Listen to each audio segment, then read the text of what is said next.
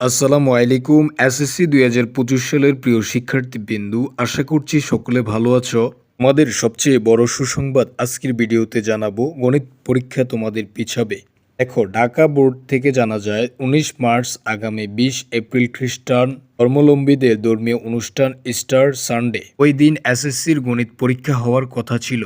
হ্যাঁ, তুমি ঠিকই শুনেছ। অর্থাৎ ২০ মার্চ খ্রিস্টান ধর্মাবলম্বীদের ধর্মীয় একটি অনুষ্ঠান রয়েছে, যেদিন এসএসসি পরীক্ষা গণিত পরীক্ষা হওয়ার কথা ছিল। তবে বিতর্কের মুখে সেই পরীক্ষার তারিখ পরিবর্তন করে তারিখ চেঞ্জ করে নেওয়া হয়েছে। বুধবার ১৯ মার্চ ঢাকা শিক্ষা বোর্ডের ওয়েবসাইটে নতুন সময়সূচি প্রকাশ করা হয়েছে। নতুন সময়সূচি অনুযায়ী এই পরীক্ষা একদিন পিছিয়ে ২১ এপ্রিল নেওয়া হবে। অর্থাৎ তোমাদের গণিত পরীক্ষাটি ২১ এপ্রিলে অনুষ্ঠিত হবে, একদিন পিছিয়েছে।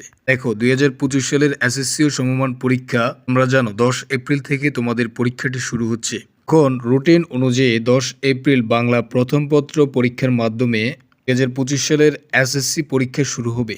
লিখিত পরীক্ষা শেষ হবে ৮ মে। ১০ মে থেকে শুরু হচ্ছে ব্যবহারিক পরীক্ষা। জানা গেছে চলতি বছরে ১১টি শিক্ষা বোর্ডের অধীনে এসএসসি ও সমমান পরীক্ষা বসবে ১৯,২৮,২৮১ জন পরীক্ষার্থী। তুমি যেহেতু এসএসসির শিক্ষার্থী, তোমাকে অবশ্যই জানতে হবে যে এবার এসএসসি পরীক্ষায় কতজন শিক্ষার্থী পরীক্ষায় অংশগ্রহণ করবে। ওকে, এর মধ্যে ৯টি সাধারণ শিক্ষা বোর্ডের অধীনে পরীক্ষায় ১৪,৯০,১৪২ জন শিক্ষার্থী পরীক্ষায় অংশগ্রহণ করবে।